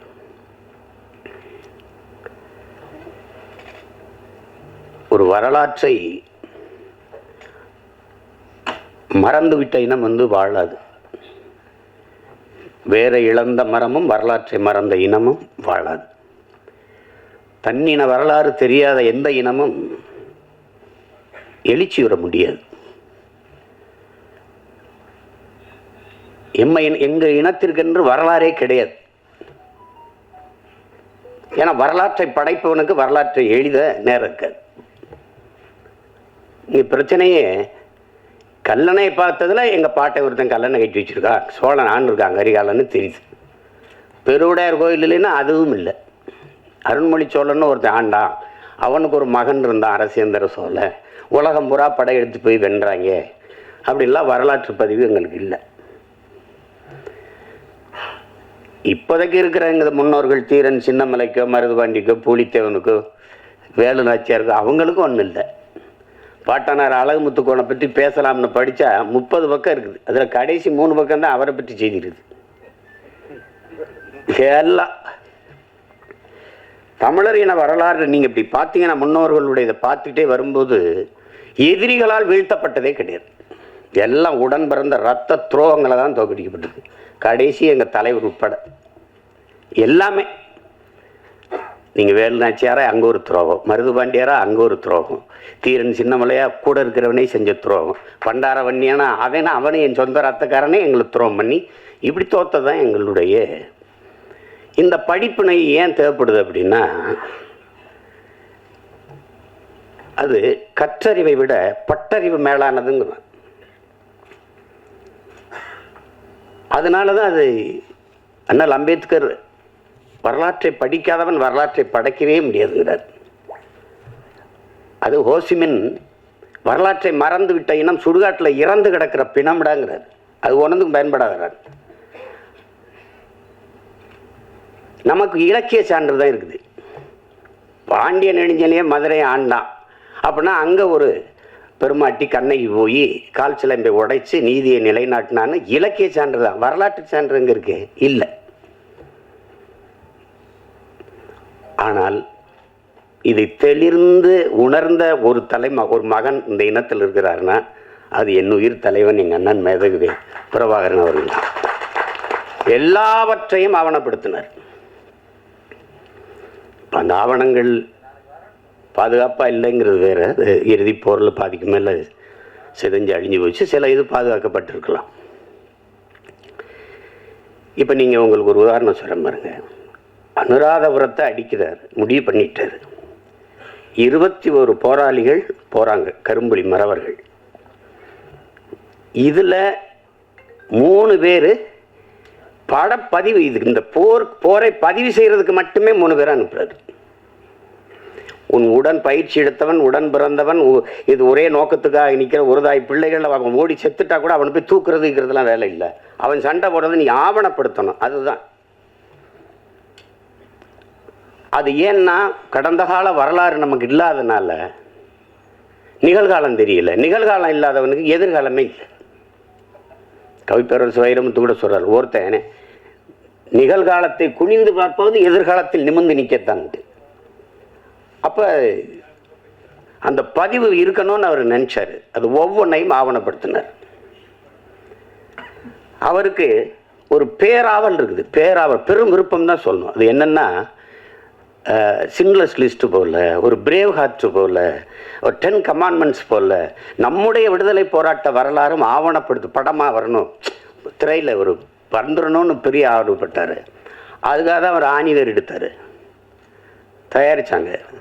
அதுக்கு பயிற்சி கொடுக்கறதுக்கு எங்கள் அப்பா பாரதி ராஜா, ஐயா மகேந்திரன் போன்றவர்களை அழைச்சிட்டு போனாங்க.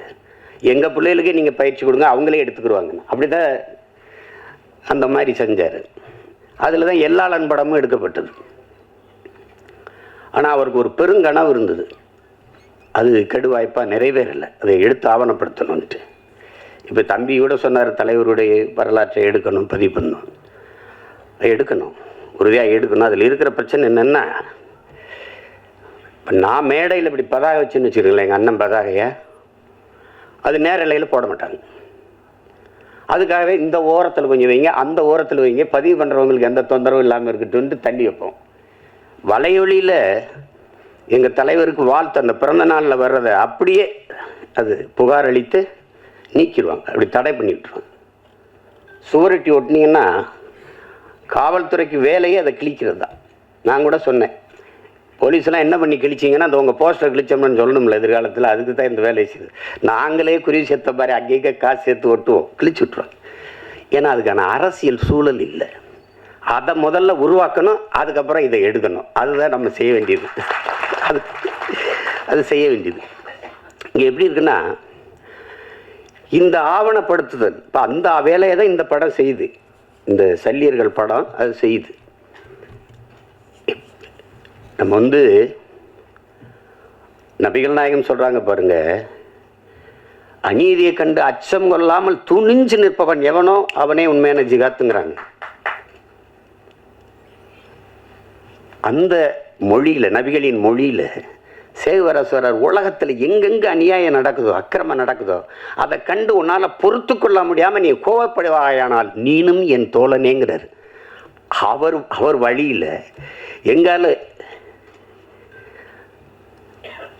என்ன சொல்ற, பண்ண பழகடா பச்சை படுகொலை பைந்தமிழினத்திற்கு உயிரடா விடுதலைங்கிறான். வலியூர் சிலர் எளியோர் தம்மை வதையை புரிகுவதா, மகராசர்கள் உலகாளுதல் நிலையாம் எனும் நினைவா, உலகால உனது தாய் மிகு உயிர்வாதை அடைகிறாள், உழவாது உதவாது இனி ஒரு தாமதம் உடனே விழித்தமிழாங்கிறான்.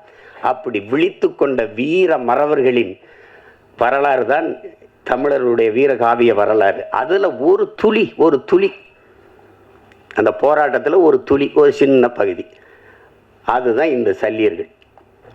மருத்துவங்கிறது மனிதத்தினுடைய மகத்துவம். தன் உயிரை எடுக்க வந்தவனுக்கும் உயிரை கொடுக்கிற ஒரு அறம் சார்ந்த மறவர்கள் தமிழர்கள் என்பதை இந்த படம் உணர்த்துது. ஏன்னா அறம் செய்ய விரும்பு, இது அறிவு மூதாட்டி அவ்வை நமக்கு தந்த தமிழ்.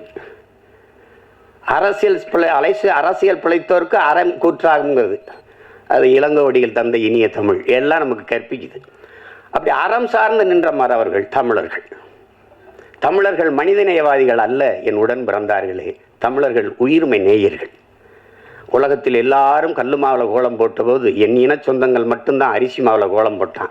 ஈக்கும் எறும்புக்கும் அது இரையாக இருக்கட்டும்ட்டு அவ்வளோ பெரிய ஒரு இனம். புறப்பொருள் வெண்பாமாலை பாடுது, கொடையில் எல்லாம் இருக்குது, கொடை வள்ளல்கள் இருக்கான். உலகத்தில் நாடை ஆண்டவனே வள்ளல்களாக இருந்தது, நாட்டை ஆண்ட மன்னர்களே வள்ளல்களாக இருந்தது தமிழர் இனத்தில் தான். அந்த இனத்தில் இந்த பாரியின் பேகனும் தான் ஆகச்சிறந்த கொடையாளிகள்னு புறப்பொருள் மேலப்படுது. அப்போ ஏன் அவன்லாம் ஆய் நல்லி அதிகமானலாம் காரி ஓரியில் அவங்களாம் இல்லையா அப்படின்னா, இல்லை, பாரியும் பேகனும் தான் ஆகச்சிறந்த கொடையாளர்கள். ஏன் அப்படின்னா, இந்த கேட்டு கொடுக்கறது கொடை தாங்க, ஆனால் கேட்கும்போது அவன் தன்மானத்தை இழந்துடுறாங்க, அதனால் சிறந்த கொடை இல்லை. கேட்காம கொடுக்கறதும் கொடை தான், ஆனால் அதையும் விட ஆகச்சிறந்த கொடை இருக்குது. அது என்னன்னா, கேட்கும் திறனற்ற உயிர்களுக்கு கொடுக்கறதுங்கிறான். முல்லை கொடி தேரை விட்டுட்டு இப்போ பாரு இல்லைன்னு சொல்லாது, அது குச்சியை வண்டி விட்டாலே போதும். இல்லை அரண்மனையில் போய் ஒரு சேவகனை அனுப்பி விட்டால் போதும், அங்கே ஒரு கொடி தள்ளாடிக்கிட்டு ஒரு குச்சி வண்டி வச்சுட்டு வாடான்னு. நம்ம அரண்மனைக்கு போய் வர்றதுக்குள்ள அந்த செடிக்கு ஏதாவது ஆபத்து வந்துருச்சுடான்ட்டு தேரை விட்டுட்டு நடந்து விட்டேன். அதனால தான் அவன் சிறந்த. அது பார்த்தா பைத்தியக்காரத்தனமாக இருக்கும், ஆனால் மேலோங்கி நிற்பது தமிழில முன்னோர்களின் உயிர்மை நேயம் என்பதை நாம் உணர்ந்து கொள்ள முடியும். அதை தான் பேகன் பண்ணதும். மயில் என்ன போர்வை கேட்டு கடிச்சான்ட்ட, அது இளங்காற்றுல குளிர்காற்றுல தான் தோகை விரித்து நல்லா ஆடும். அவர் போர்வை கொடுத்தாரு, அந்த குளிரை நடுங்குன்னு சொல்லிட்டு அது கதையாக கூட இருக்கலாம், கற்பனையாக கூட இருக்கலாம். நீங்கள் அகநூறார் படுது, தாதுன் பறவை பேதூரல் அஞ்சி மணி நான் ஆர்த்த மாணவனை தேரன்னு படுது. தலைவன் அரசன் போய்கிட்டு இருக்கான், காட்டுக்குள்ள தேரோட்டி ஓட்டி போயிட்டு இருக்கான். காட்டுக்குள்ளே போகும்போது இந்த தேரை நிறுத்துப்பா, இந்த தேரில் அலங்காரத்துக்காக அழகுக்காக தொங்க விட்டுருக்கல மணி, அந்த மணி நான் அப்புறம் அடக்குப்பா அப்படின்னு. அவன் அப்படி மண்ணை உருட்டி உருட்டி மணிக்குள்ளே தள்ளி தள்ளி சத்தம் கேட்காம நிறுத்துறான். ஏன் இந்த வேலையை செய்கிறீங்க அப்படின்னு கேட்குறான். அந்த தேரோட்டி சொல்கிறான், காட்டுக்குள்ளே போகிறோம், தேர் சல் சல்னு சத்தம் எழுப்பிட்டு வருது இந்த சலங்கை, அந்த மலர்களில் தேன் சிட்டு வண்டுகள் இந்த வண்ணத்து பூச்சி எல்லாம் தேன் ஒன்று கொண்டு இருக்கும், இந்த சத்தத்தில் பயந்து ஓடிடும்டா, அதனால நிறுத்துறான். அப்போ இதுலேருந்து என்னென்ன தமிழர்கள் உயிர்மை நேயர்கள். ஏன்னா பகுத்துண்டு பல் உறவுகள் ஓம்புகன்னு பாட வேண்டியதானே, ஏன் பகுத்துண்டு பல் உயிர்கள் ஓம்புகன்னு வள்ளுவம் பாடுது, திருக்குறளில் மறைமொழியில் பாடி வைக்கிறாரு. பிறப்பு ஒக்கும் எல்லா மனிதருக்கும் எழுத வேண்டியதானே, பிறப்பு ஒக்கும் எல்லா உயிருக்கும் எழுத வேண்டியது. அந்த அறம் சார்ந்து வாழ்ந்த இனத்தின் மக்கள் அது ரொம்ப அண்டை அயலானுக்கும் அன்பு காட்டுங்கிறார் நபிகள். தன்னை போல் பிறரையும் நேசிங்கிறார் இயேசுபிரான். இன்னார் செய்தார் ஒருத்தர் அவர் நன்மையும் செய்து விடுங்கிறாரு நம்ம பாட்டினார் வள்ளுவ பெருமகனார். அந்த அறம் சார்ந்த கூட்டம் தம்பி சொன்னதெல்லாம் அது ஒரு துளி கதை. கௌதமன் நீங்கள் குறிப்பிட்டது ஒரு கதை. அது மாதிரி பல நிகழ்வுகள் நான் உங்களுக்கு சொல்ல முடியும். எங்களில் பலாயிரக்கணக்கான பெண்களை வன்புணர்வு செய்து கொலை செய்தார்கள் சிங்களர்கள். ஏதாவது ஒரு செய்தி நீங்கள் கேள்விப்பட்டதுண்டா? ஒரு சிங்கள பெண்ணின் தாவணி தொட்டான், நிழலை தொட்டான் விடுதலை புரியும் மறவன் என்று நீங்கள் ஏதாவது செய்தி படித்ததுண்டா? இருக்காது, இருக்கவே இருக்காது. செஞ்சோலையில் அவ விண்ணூர்தியிலிருந்து குண்டை வீசி 61 குழந்தைகளை கொண்டு விட்டான். நம்மகிட்டே விண்ணூர்தி இருக்கு, பறந்து போய் அவன் பள்ளிக்கூடத்தில் போட்டிருக்கலாம், செய்ய மாட்டார், செய்யலை. கட்டுநாயக்கா விமானப்பட தளத்தை தகர்க்கிறார். ஏன் பொது விமான தளத்தில் குண்டு போட அவருக்கு எவ்வளோ நேரம் ஆயிருக்கும்? போடல, செய்ய மாட்டார். ஏன்னா அறம் சார்ந்து வாழ்ந்து நின்ற மறவன் பிரபாகரன் என்ற வீரன். அவர் தெளிவந்தால் என்னுடைய எதிரிகள் சிங்கள மக்கள் அல்ல, என் இனத்தை கொன்று குவிக்கிற சிங்கள இராணுவம் தான். அது தெளிவாக இருந்தார். இந்த படம் பிரம்மாண்டமாக எடுக்கப்பட்டிருக்கலாம்னா எடுக்கப்பட்டிருக்கலாம். ஆனால் இந்த உணர்வை சிதைக்காமல் கடத்திட்டாங்க. அதில் பிரம்மாண்டம் தேவைப்படல, ஒன்றும் தேவைப்படல. இப்படி ஒரு படத்தை தயாரிக்கணும்னு நினைச்ச முதல்ல பணம் போட்ட ராவணன், அவர் இன்னொருத்தரை சொல்கிறார், அவர் நேசமணி ராஜேந்திரன், தம்பி கரிகாலன், அப்புறம் என் தம்பி கருணாசு. அது ஒரு முன்னோட்டத்தை காட்டினேன். அப்போவே சொன்னேன் நல்லா வந்திருக்கேன் அப்படின்னு. கிட்டு என்னுடைய தம்பி, எங்களோட எங்கள் இயக்கத்தில் இருந்தவன் இருக்கிறவன், நல்ல பிள்ளை, படைப்பாளி. அவனுக்கு ஒரு ஆற்றல் இருக்குது. அது எழுத்தாற்றல், படைப்பாற்றல் எல்லாம் இருக்குது. படத்தில் உரையாடல்கள் அவ்வளோ நேர்த்தியாக இருக்கும். காட்சி அமைப்புகளில் எதுவும் பொய் சொல்லிட முடியாது. ஏன்னா வரலாற்று இலக்கியம் பொய் பேசும், புராணங்கள் பொய் பேசும். உருகி சுகம்பரா மார்வை திரிகி எரிந்தால் தீ இட்டால்னு சிலப்பதிகாரம் பாடுது. நான் போய் எங்கள் வாத்தியார்கிட்ட கேட்டேன், இப்போ வேறு மதுரையா? அப்போ மதுரை எரிஞ்சு போய் புதுசாக வேறு மதுரை வந்துச்சா அப்படின்னு கேட்டேன். அவர் அப்படி இல்லைடா இருக்கா, அப்படி இல்லைடா, அவளுடைய இதை அந்த துன்பத்தை நினைச்சு மதுரை அந்த மண்ணில் வாழ்ந்த மக்கள் வயிறு எரிந்தார்கள், நெஞ்சு எரிந்தார்கள், அதுதான்டா அது பற்றி எரிந்தது மதுரைன்னு வருது. அப்படிதான்டா எழுதுனது, தீப்பிடிச்சி எரிஞ்சிடலடா அப்படின்றாரு.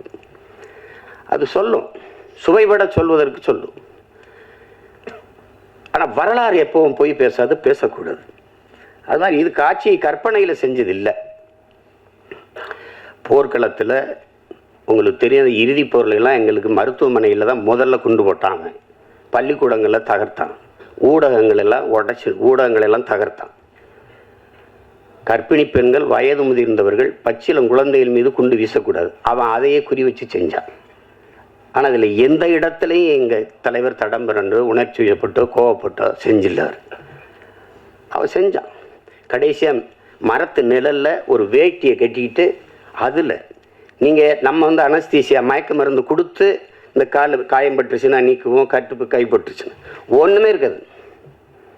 அந்த சிதைந்த காலை அதை சரி பண்ணால் அப்படி அந்த காயத்தோடு அந்த வலியோடு தான்.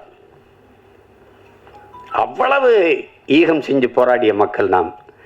அதை மறைக்கப்படுதுன்னா எவ்வளோ கஷ்டமாக இருக்கும் பாருங்கள். நீங்கள் ஒரே வார்த்தையில் எங்களை பிரிவினைவாதிகள், தீவிரவாதிகள், செப்பரேட்டிஸ்ட்டு, டெரரிஸ்ட்டுன்னு கடும் கோவம். அங்கே தான் நமக்கு இப்போ பெருப்பும் கோபமாக வர்றது காரணம் அதுதான்.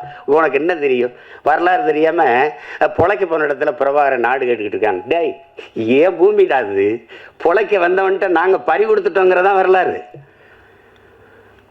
அதுதான் இங்கே பிரச்சனை. அதுதான் இப்போ அதனால இந்த ஒரு வரலாற்று ஆவணமாக நான் இதை பார்க்குறேன்.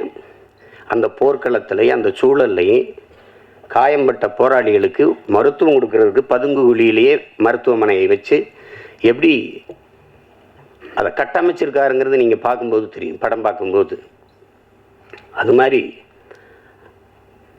தம்பி திருமுருகன் அவர்கள் சொன்னது மாதிரி ஒரு பகைவனாக இருந்தாலும் அவனுக்கு அன்பு காட்டுங்கிறத அதை தான் இந்த படம் உணர்த்துது. முழு கதையும் சொல்லிட்டு இருக்க வேண்டியதில்லை, நீங்கள் பார்க்கணும், அவசியம் பார்க்கணும். அதில் அந்த நந்தினியாக அந்த மருத்துவ பெண்ணாக நடிச்சிருக்கிற சத்யாதேவிக்கு எவ்வளோ பாராட்டினாலும் தகும். அது புது நடிகை, புதுசாக பங்கேற்றுருக்காங்கன்னு சொல்ல முடியாது. இதே மாதிரி முகம்தான் அந்த நாட்டில், அந்த காட்டில் என்ன பார்த்தனோ அதே மாதிரி ஒரு முகம், அந்த காட்டில் எப்படி எங்கள் போராளி வீரர்களை பார்த்தனோ அதே மாதிரி ஒரு முகம் மகேந்திரன். ரொம்ப நல்லா பண்ணியிருப்பாங்க ரெண்டு பேருமே. அது நீங்கள் பார்த்து அந்த உணர்வை நீங்கள் உள்வாங்கணுங்கிறதா என்னோட. அதுக்காக அதை திரும்ப பேசிட்டு இருக்க வேண்டியதில்லை, அதை செய்ய வேண்டியதில்லை. உலகம் பூரா இருக்கிற என் தாய் தமிழ் உறவுகள் இந்த படத்தை ஒரு படம்னு நம்ம சொல்லிக்கிட்டு இருக்கக்கூடாது. இது ஒரு வரலாற்று, ஒரு படைப்பு, ஒரு பதிவு. அதை நம்ம வரவேற்கணும், பார்க்கணும், நம்ம அடுத்த தலைமுறைக்கு கடத்தணும். தாய்மொழியே நம்ம மறந்துட்டோம். ஒரு தலைமுறைக்கு மேலே தமிழ் எழுத படிக்க தெரியாத ஒரு இனக்கூட்டம் ஆகிட்டோம். மொழி அழிந்து சிதைந்தால் இனம் அழியுங்கிறது வரலாற்று பெரு உண்மை. இப்போ அந்த சூழலில் வரலாறையும் விட்டுறக்கூடாது. இப்போ நீங்கள் நார்வேயில் கூட என் தம்பி வசீகரம் வந்திருக்காங்க கேளுங்க, தமிழ் படிப்பிக்க பள்ளிக்கூடம் 17 பள்ளிக்கூடம். டென்மார்க்கில் 32 பள்ளிக்கூடம். யார் கொடுத்துருக்காங்கிறீங்க? அந்த அரசு. உங்கள் தாய்மொழியை நீங்கள் மறந்து விடக்கூடாது அப்படின்னு நம்மளே தமிழாசிரியர் போட்டு படிப்பிக்குது. ஐரோப்பிய நாடுகள் எல்லா நாட்டிலையும் இருக்குது. ஆனால் ஏன் நாடு தமிழ்நாட்டில் தமிழ் படித்தால் வேலை கிடைக்காது, சோறு கிடைக்காது, ஒன்றும் கிடைக்காது அப்படின்ட்டு இவன் முட்டிக்கால் போடணும். தமிழில் பேசிட்டான்னா அவருக்கு தண்டம் கட்டணும். இந்த மாதிரி பள்ளிக்கூடம் இருக்குது. ஒரு நாள் அந்த பள்ளிக்கூடத்துக்கு மின்சாரம் போகாது, தண்ணியும் போகாது, ஒன்றும் போகாது, வெட்டி எண்ணிடுறேன்னா. என் தாய்மொழியை படிக்கிறது தான்டா பள்ளிக்கூடம் இருக்குது. இது ஒரு கூட்டம். அதை மறந்துட்ட மாதிரி தன் இன வரலாறை நம்ம கற்பிக்கலை பிள்ளைகளுக்குன்னா நான் யாருன்னே தெரியாமல் போயிடும். நான் யார் எனக்கு தெரியவே தெரியாது. அப்போ தன்னை மறந்த ஒரு நோயாளி மாதிரி ஆயிடுவேன். அதுதான் நீங்கள் வரலாறு தான் எல்லா உலகில் எல்லா தேசியனங்களுக்கும் வழிகாட்டியிருக்கு. வரலாறு தான். அப்போ அந்த வரலாற்று பதிவு நமக்கு இருக்கணும். இதை படமாக நீங்கள் பார்க்காமல் நம் பிள்ளைகளுக்கு நான் 2 மணி நேரம் காட்டுற ஒரு பாடம் அப்படின்னு நீங்கள் கொண்டு போய் சேர்க்கணும். எல்லா தமிழர்களும் கொண்டாடுங்க. திரைப்பட ரசிகர்களாக இருக்கிறவர்கள் நீங்களும் பாருங்கள், உங்களுக்கும் பிடிக்கும். தம்பி திருமுருகன் சொன்ன மாதிரி நீங்கள் தமிழனாக இருந்தால் 2000 மடங்கு 1000 மடங்கு கூட பிடிக்காது. அது உண்மைதான். அது அவ்வளவு சிறப்பான படைப்பு. இதில் என்னென்ன பங்கேற்றுக்கிறதெல்லாம் எல்லாம் என் தம்பிகளாக இருக்கிறதுனால ஒரு நெகிழ்ச்சி, நமக்கு மகிழ்ச்சி. அது அளவு கிடந்த மகிழ்ச்சி. கிட்டு அவன் செஞ்சதில் இது ரொம்ப நேர்த்தியான ஒரு இது. பெரிய பொருள் செலவு பண்ண முடியல, பெரிய படைப்பாக எடுக்க முடியலைனாலும் அந்த உணர்வை சிதையாமல் கடத்திட்டான். அந்த ஆற்றல் அவனுக்கு அப்போ இருக்குது. குறும்படம் எடுக்கிற காலத்துலேருந்தே அதை செஞ்சிருவான். அதை நல்லா செஞ்சுருக்காரு. அதுக்கு அவருக்கு என்னுடைய பாராட்டு. இசை என்னுடைய மகன் கென்னும் அந்த அவருடைய நண்பர் ஈஸ்வரும் போட்டிருக்காங்க. நான் எடுத்தோன்னே அதான் கேட்டேன். நான் முதல்ல அந்த இதை படிக்கலை, கென்னு தானே யாரானாலும் அந்த பின்னணி இசையெல்லாம் ரொம்ப நல்லா வந்திருக்கேண்ணே, கென் தானே பண்ணியிருக்கான் அப்படின்னு. பாடல்கள்லாம் நல்லா இருக்கும். அதில் கவிப்பேரரசு எழுதுன அந்த பாட்டு இது காதல் பாட்டாக இருக்குது. அந்த மண்ணை பற்றி வருகிற பாட்டெல்லாம் ரொம்ப சிறப்பாக இருக்கும், ரொம்ப சிறப்பாக இருக்கும். அதில் கருணாசிரியுடைய அந்த பகுதி இருக்கே, இந்த படத்தின் இதயம் போல் இருக்கும். ஒரு மனித உடலில் இதயம் எவ்வளோ முக்கியமோ அது மாதிரி அந்த பகுதி இருக்கும். அது சொல்கிறான் பாருங்க, இவங்களுக்கு முன்னாடி தலையை மட்டும் குனிஞ்சிராதரா, செத்தாலும் பரவாயில்லடா அப்படிதான். அதுதான் அது எப்படிதான் செய்வாரா சொல்கிறான் பாருங்க, ஒருத்தன் காலில் விழுந்துதான் வாழ வேண்டும் என்கிற நிலை இருக்குமானா நான் எழுந்து நின்று இறந்து போவேங்கிறான். எங்கால என்ன கற்பிக்கிறாருன்னா, சரணடைந்து வாழ்வதை விட சண்டையிட்டு சாவது மேலானது. அவர் ரொம்ப நேரம்லாம் அவருக்கு பேச வளவளன்னா பேச மாட்டார், சுருக்கமாக பேசுவார். அதுக்கப்புறம் சொல்லுங்க, ஏன்னா அவர் சொல்லுக்கு முன் செயல், அதான் அவர் கோட்பாடு. இந்த செய்யலைன்னா செத்துமடி, செய்யலைன்னா சாகடி, அவ்வளோதான் எங்கள் கோட்பாடு. அதுதான் இல்லைங்க, செய்யலை என்றாலும் செத்துமடி அப்படின்னு, செத்து மடிஞ்சிட்டா. அதனால சுருக்கமாக தான் சொல்லுவார், போராடினாலும் சாபம், போராடாவிட்டாலும் சாபம். போராடினால் ஒருவேளை வாழ்வதற்கு வாய்ப்பு இருக்கு, வாடா போராடிட்டு சாவும். அதுதான் இங்கே அவருடைய கோட்பாடு, அவ்வளோதான். அதுதான் இந்த படம் உணர்த்தும். நீங்க சுதந்திரம்ங்கிற அந்த விடுதலைங்கிற ஒற்றை வார்த்தை எப்படி இருக்கு பாருங்க. அது சொல்றான் பாருங்க, சுதந்திரம் என்ற சொல்லுக்கு அர்த்தம் தெரியாதவனுக்கு கூட சுதந்திரம் தேவைப்படுதுறாங்கிறான். அது புல்லு பூண்டு பூச்சி வண்டு நாய் நரி நத்தை எல்லாத்துக்கும் சுதந்திரம் தேவைப்படுது. அப்படின்னா மான தமிழ் மக்களுக்கு தேவையில்லையா? அது மானம் வீரம் அறம் மூன்றும் உயிரென்று வாழ்ந்த இனத்தின் கூட்டம் தமிழர்கள். நாம் அடிமையாக வாழ்ந்து செத்தம்னு வரலாற்றில் பதிவுறது மாதிரி ஒரு கொடுமை இருக்கா என்ன? அது அப்புறம் கதை, அது அப்புறம் பேசுகிறோம், அதுக்கு இது இடம் இல்லை. அதனால் இங்கே வந்திருக்கிற மதிப்புமிக்க ஊடக பெருமக்கள், ஊடகவியலாளர்கள், ரொம்ப பெரிய பெரிய இவங்கெல்லாம் வந்திருக்கிறீங்க, முன்னவர்கள்லாம். என்னுடைய அண்ணன் தானவர்கள், அண்ணன் தேனப்பனவர்கள்லாம் வந்து வாழ்த்தி சென்றிருக்காங்க. இதில் என்னென்னா, நீங்கள் இந்த படத்தை காட்டினாரா இல்லையான்னு தெரியல, ஒரு தடவை நீங்கள் தயவு செய்து பாருங்கள், பார்த்துட்டு அதை நல்லபடியாக கொண்டு போய் சேருங்க. இது எல்லாரும் பார்க்கணும். இப்போ நாங்கள்லாம் வந்து சில படங்களை அயோத்தி பார்த்துட்டு, கடைசி விவசாயி பார்த்துட்டு, அதெல்லாம் வந்து எவ்வளோ வேலை இருந்தாலும் அதை போய் பார்த்தது ஒரு கடமையாக, அதை எப்படியாவது எல்லாரும் பாருங்கள், ஆதரவு கொடுங்க அப்படின்னு சொல்கிறது காரணம் வந்து, இது சிலர் அதை ஒரு பொருட்படுத்தாமல் கடந்து போயிடக்கூடாது. இது இப்போ சித்தான்லாம் ஒரு படம் பார்த்தேன், பார்க்க கூப்பிட்டாங்க, நேரெல்லாம் போயிட்டுது. அன்றைக்கி தான் இது இலக்கியச்சில் பார்த்தேன், நல்லா பண்ணியிருக்கிறாங்க. அருமையான படங்கள்லாம், சின்ன சின்ன படங்கள் நல்லா வருது, பெரிய பொருள் செலவுலாம் இல்லை. இப்போ கூட ஒரு படத்தை சொன்னாங்க, நம்ம மழை வெள்ளத்தில் சரியாக ஓடலை, நான் பார்க்கிங்க ஒரு படம், அது நல்லா இருக்குன்னாங்க. அப்போ அந்த படத்தை பார்க்கணுன்னு நீங்கள் என்ன, நாங்கள் வீட்டை விட்டு வெளியில் வர முடியல, 4 நாள் தண்ணிக்குள்ளே நடக்கிறோம், அப்புறம்கிட்டு படம் பார்க்குறது. எங்கள் படமே பெரிய படமாகி போயிடுச்சு, அதனால் அது கடினமாயிருச்சு. இல்லை அந்த மாதிரி போயிடக்கூடாது, கடந்து போயிடக்கூடாது. சல்லியர்கள்னு ஏதோ ஒரு பேர், இது என்ன இப்படி இருக்குது, இப்படி இந்த இதெல்லாம் யாருப்பா இந்த நடிகர்கள்லாம் நினச்சி நீங்கள் இதை தவிர்த்து விட்டு போயிடக்கூடாது மக்கள். அதனால் அவங்க கவனத்தை இழுத்து இதுக்கு ஆதரவு கொடுங்கன்னு சொல்ல வைக்கணும். அதுதான் இதில் முக்கியம். அது உலகம் முழுமைக்கு இருக்கிற என் தமிழ் சொந்தங்கள் வந்து எங்கள் இப்போ இதை உறுதியாக ஆதரித்து பெரிய அளவிற்கு கொண்டு போய் சேர்ப்பார்கள் என்று நான் நம்புகிறேன். அதுக்காக நம்பி வசீகரன் சொன்ன மாதிரி, இங்கே இருக்கிறவங்களாம் சொன்ன மாதிரி, நானும் அதுக்கு முழு ஒத்துழைப்பையும் கொடுத்து உதவுவேன் தான். அந்த இது வந்து போய் சேர்க்கும். எங்கள் பிள்ளைகளுக்கு தெரியணும், குறிப்பாக என் மகனுக்கு தெரியணும்ல, பெரிய பண்ணா யார், நான் மட்டும் மாவீரன் பிரபாகரன் பேரை வச்சுட்டா மட்டும் போதாதுல, அவனுக்கு தெரியணும்ல. அது என் தங்கச்சி வந்து ஆஸ்திரேலியாவிலேருந்து வந்துச்சு, அது வெள்ளைக்கார பொண்ணு, எங்கள் தம்பியை கல்யாணம் பண்ணிடுச்சு, ஈழத்து தம்பியை. அது வந்து பேசுகிறது, அண்ணா பையனுக்கு என்னென்ன பேருன்னா மாவீரன் பிரபாகரன். அண்ணா இமிக்ரேஷன் அது என்னவே விட மாட்டேங்கிறான், அவனைக்கிட்ட விட போகிறான். இமிக்ரேஷனில் சிக்கணும், அவ்வளோதான், ஒன்றும் பண்ண முடியாது. அது அந்த மாதிரி அது தெரியணும். அப்போ தான் என் பிள்ளைகளுக்கு யார் அவங்க பெரியப்பார் யாருன்னு தெரியணும், தலைவர்னா யாருன்னு தெரியணும். ஒரு இனம் யார் தலைவனே தெரியாமல் தட்டுக்கிட்டு நிற்கிது, அதை ஒரு கொடுமை.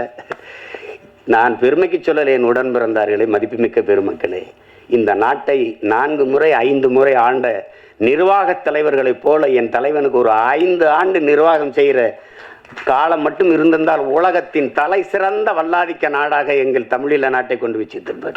சிங்கப்பூர்லாம் சிங்கப்பூரை தாண்டி கொண்டு போயிருப்பார். கடைசி வரை ஒரு கெடு வாய்ப்பு, போர்க்களத்தில் நிற்கிற போராளி தலைவனாக இருக்க வேண்டியதாக ஆயிடுச்சு. விடுதலை அடைந்து ஒரு 5-10 ஆண்டு இருந்திருந்ததுன்னு வச்சுக்கிறோங்க, அவ்வளோதான். எங்கேயோ கொண்டு போய் சேர்த்துருப்பார். அவ்வளவு கனவு வச்சிருந்தார் அவர். 200 ஆண்டுகள் கழித்து என் இனம் எப்படி வாழணுங்கிற ஒரு பெருங்கனவு. ஆல்பர்ட் ஐன்ஸ்டீன் சொல்றான்ல, உலகத்தில் யாராலும் சுமக்க முடியாத பெருங்கனவை நீ சுமந்து நில்லடா, அதான்டா உலகத்தில் எல்லாத்தை விட பெரியதுன்றான். அப்படி ஒரு பெருங்கனவை வச்சிருந்தார், தன் இனத்தின் விடுதலைங்கிற ஒரு பெரிய கனவு. அது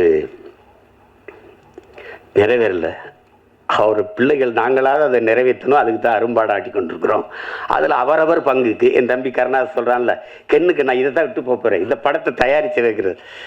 அது மாதிரி நான் அவனுக்கு பெரியப்பாடே அந்த இதில் நான் அவனை பாராட்டலடா, அதான்டா நான் உனக்கு தர்ற சொத்து அப்படின்னு சொல்ல வேண்டியதுதான். அதில் என் தம்பி கிட்டு எவ்வளோ பாராட்டினாலும் தகுவும். அது நேர்த்தியாக செஞ்சுருக்கான். சிலது எப்படி செய்கிறன்னு தெரியாது, அதை தொடக்கூடாது, ரொம்ப உணர்வுபூர்வமானது. அதை போய் தொட்டால் அது தேவையில்லாத அது வரும். நீங்கள் 1000 நாய் இருந்தாலும் ஒரு கல் எடுத்துருந்தீங்கன்னா ஓடும். நான் உருவத்தில் சின்னதாக இருக்கிற தேன்கூட்டில் ஒரு கல் எடுத்துருந்தீங்க நீங்கள் தான் ஓடுவீங்க. அது நீங்கள் 1000 பேராக இருந்தாலும் ஓடுவீங்க. அது மாதிரி இது ரொம்ப உணர்வுபூர்வமானது. அதை தொடும்போது கவனமாக தொடணும், இல்லைன்னா சிக்கலாயிரும், அது தேவையில்லாத வந்துடும். அதனால தான் அதை தொடாதீங்க, தொட்டால் கவனமாக செய்யுங்க, எல்லாம் தெரிஞ்சுக்கிட்டு செய்யுங்க அப்படின்னு நம்ம சொல்கிறது காரணம். அதனால் கவனமாக அந்த விடுதலை போராட்ட வீரர்களை பெருமைப்படுத்துகிற மாதிரி, எங்களுடைய மருத்துவ பிள்ளைகளை பெருமைப்படுத்துகிற மாதிரி இந்த பதிவை என்னுடைய தம்பிகள் கருணாசன் கிட்டுவும் செஞ்சிட்டாங்கங்கிறதுல எனக்கு பெருமை. ஒளிப்பதிவாளர் சிவி சதாசிவா, அந்த கலை இயக்குனர் முஜிபுர் ரஹ்மான் எல்லாருமே நல்லா பண்ணியிருக்காங்க. அப்புறம் அந்த சண்டையெல்லாம் வடிவமைச்சது யாரான்னு கேட்டேன். அவர் பேர் பிரபாகரன்னா. அப்போ நல்லா தானே வடிவமைப்பாங்க, அது இருக்கும். அதனால தான் அது சொல்கிறேன். வீரராஜ் பத்தாக்குறைக்கு அது எல்லாமே சிறப்பாக அமைஞ்சிருக்கு. நீங்கள் பார்த்துட்டு நீங்கள் பேராதரவு கொடுங்க. உலகம் முழுமைக்கும் வாழுகிற என் அன்பு தமிழ் சொந்தங்கள், தாயகத்திலே வாழுகிற தமிழ் உறவுகள் எல்லாரும் இதற்கு முடிந்தவரை இந்த படத்தை பார்த்து உங்களுடைய ஆதரவையும் அன்பையும் அதுக்கு காட்டுங்கள். மற்றபடி படம் வென்ற பிறகு மறுபடியும் ஒரு விழா வச்சு நம்ம மறுபடியும் சந்திப்போம். என்னடா தம்பி, உங்கள் அனைவருக்கும் என்னுடைய அன்பும் வணக்கமும். நன்றி.